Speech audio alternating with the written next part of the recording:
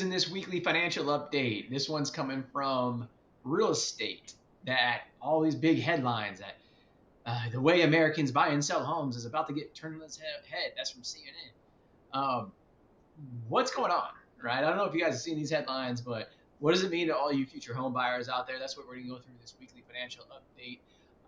We're also going to be talking a little bit about student loans too. But the big news is with that real estate information, because that's what I've been getting DM'd on all week this week from potential home buyers. So that's what we're going to be talking about. If you always watch our weekly financial updates, either on YouTube or on our podcast, welcome. We greatly appreciate you. Be sure to share this with all your friends. If you're new, make sure that you subscribe to the channel. If you're watching on YouTube, subscribe, hit that notification bell, hit the like button. If you're listening on the podcast, be sure to subscribe so that way you get the weekly financial updates. You also get notified when we come out with other specific types of things like IDR, getting help on IDR, different stories that we show, so on and so forth. It helps us grow. It helps you with your finances. That's what we're all about. Let's jump into it. Okay, what's the big news with real estate? The NAR, if you don't know what that is, National Association of Realtors, one of the biggest lobbying groups in the country. One of the biggest associations. They're huge. Okay. Basically, they settled an antitrust case for $418 million last Friday. It had to do a lot with the way commissions were structured and like paperwork and all this type of stuff. And so all these headlines are running out there like it's going to be cheaper to buy a house. This is a major win. Blah blah blah blah blah. And so some of you have been like, is this going to take place like tomorrow? First of all, no, it's not going to take place tomorrow. Okay. Second of all, will it take place? Right. When you read through a lot of these articles, they base a lot of what they're saying on ifs and maybes. There's no concrete proof that this is going to change anything. But why do they say that? Okay. When you buy a house right now, basically, traditionally on average, it's about a 6% commission fee. Okay. Now, you don't see that as the buyer because the seller is the one that pays for it. So if I sell my house for 400 grand, right, I have to pay $24,000 in commission. That typically is split. 12,000 in my example goes to the seller, 12,000 goes to the buyer's agent, I should say. Okay. That's traditionally how it's set up. That's the way it's been for a long time. It's a lot of money and I have my opinion on that. I'll share that later on. Okay. To give you some framework, most other countries are between 1% and 2%. Again, we're at 6%. Other countries are at 1% or 2%. Okay. Now, I've been saying that this is going to change for a very long time. And I've been saying that since like 06, 07. And every time I tell like a real estate agent friend that I know of that, basically their response is, well, the NAR is too powerful. It will never change, right? There's too much money in this. Well, you got technology, you got this lawsuit, you got AI, a lot of things might change. So what do I see going forward, in the future going forward? Okay. If it changes, I think that you will see some type of flat fee structure potentially. Okay. For quote unquote normal houses. Okay. What this basically means is like instead of saying, hey, like we spend 6% of the purchase price. It's like, look, we'll do this for $3,000. That's what you have to pay us. Okay, $4,000 per house, whatever it may be.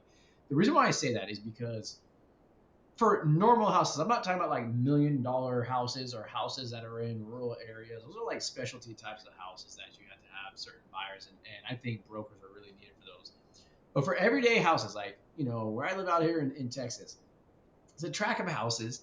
They're all basically the same. You could easily get an appraisal and a value of a house and so on and so forth. Like, there's no reason why, like, the house in this neighborhood that's 6% should be paying 6% in a house in another neighborhood. It's basically the same process, same amount of time that an agent puts into it. But on this house, they might make 10,000. On this house, they make 25,000. It's the same thing. It just doesn't make any sense. So I think that there may be some type of flat fee type of structure to get introduced for a quote unquote normal house. Not only that, but buyers may have to pay their own agents now. Okay, and I'm not going to go into the details of why that is, but that is a big change from now. Now, I said that buyers, they don't directly pay this commission. They indirectly pay it through a higher sales price. okay, which again costs them a lot of money because it's getting financed. But this would change it to where, again, the buyer might have to pay their agent out of pocket. Now, why is this such a big deal? Because a lot of people can't pay that much money out of their pocket to a broker. So that might force some of the commissions down, but also it might also throw out a lot of people out of the market. Who? First time home buyers, which is our audience, right? You guys, 20 to 40 year olds. Like, you don't have enough money for a down payment, let alone money to go to a real estate agent. So that might have an effect on the real estate industry.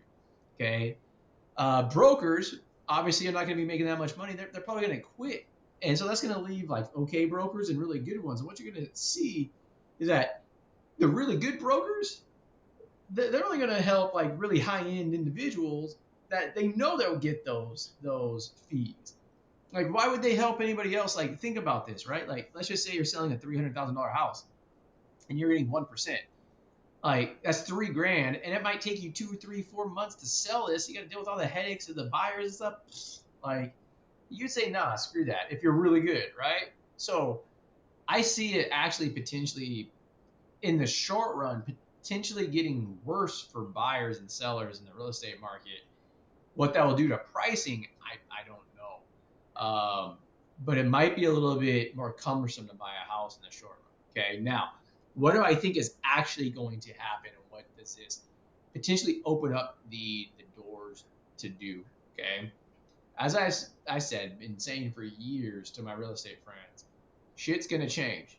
Okay, now I'll give you an example. Like when you buy a car, you don't need a broker to help you. Okay, well now, like when I give that example to real estate agents, they're like, oh well, the real estate industry, real estate's more legally complex. It's like, you're right. It's more legally complex. Legally. I need a lawyer, not a broker. And so I've done, and I know people with transact that do transactions. They don't ever have an agent. They go and look at houses themselves, and they have their own lawyer that looks at the purchase or selling paper agreement, and they pay a lawyer to do it. So I can see lawyers becoming more prominent in the real estate industry. And, like I said, I actually see like a company or a technology emerging for the quote unquote everyday people, because most home like agreements that are just buying and selling like typical homes, they're not that different. And so I could see like a company and a technology being launched where they offer like a flat rate for the legal work. They provide a comprehensive checklist that every buyer needs to do. So, like inspections and all that type of stuff that needs to go through. And then mortgage help, because that's the big one, in my opinion, is having a mortgage broker that you work with, because they could potentially help you get a lower cost on the mortgage, which when you look at the cost of a house, the cost of a mortgage is the thing that's the big thing.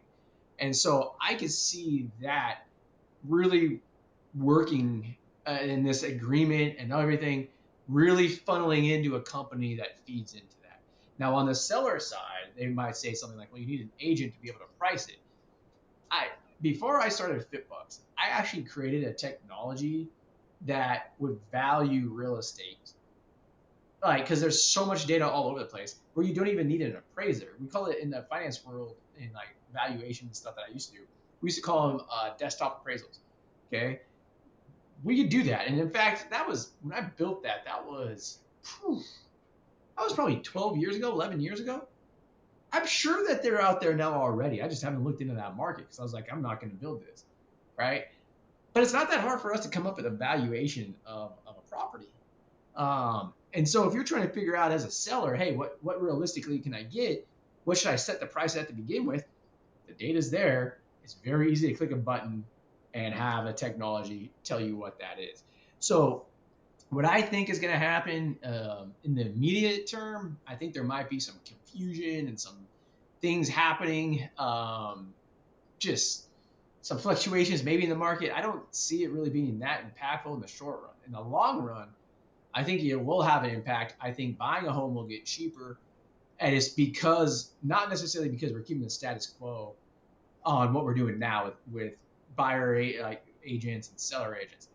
I think it's going to get to the point where you have so many agents leaving the market that you actually have technologies and companies that come in and replace that. It can be some type of combination with legal lawyers and that type of stuff, checklist, technology. I just think the way that we do buy and sell houses will get cheaper, and it's due because of technology. And this is the dam that's breaking to help that technology be ushered forward. Whereas when this dam was there, people would try to do things and they were getting blocked by the NAR. That block, even though it's still there, might be a little bit loosened up going forward. Okay. So good news for future home buyers, I hope down the road. Near term, probably not going to change too much. Next topic, student loans. What's really big there? Pay as you earn is going away on July 1st. If you're not grandfathered in and in repayment, you will not be able to go on it. Who is this affecting the most? Those that first borrow loans between 2007 and 2014, because your only other option that would be okay at that point would be save, even though pay as you earn might be better. You won't be able to go on it anymore unless a different president comes in and gets rid of save completely and reverts back to pay as you earn. Who knows? Don't want to live in the world of what ifs. But as of July, you can't go on to pay as you earn anymore. And for most graduate students we see and talk to here at FitBUX, they would be better off staying on pay as you earn. So if you haven't looked into that, you probably want to. Those that don't have to worry are those that first borrowed after 2014, because you can go on to what's called new IBR. Again, if you borrow between 2007 and 2014, you can't go on to new IBR. So you have to make a decision like now. Okay. Stock market news, not really much going on there. Keep dollar cost averaging in the retirement accounts because, again, the market keeps going up. So, like 2 years ago when we started these weekly financial updates, it showed, going down in the market, and now it's going back up. Again, that's why dollar cost averaging works. Keep doing it. If we get any more news in the stock market, we'll definitely be hitting that up. Thanks again for joining us for the weekly update. As I said, hit that subscribe button so you're notified for more. We'll talk to you guys soon.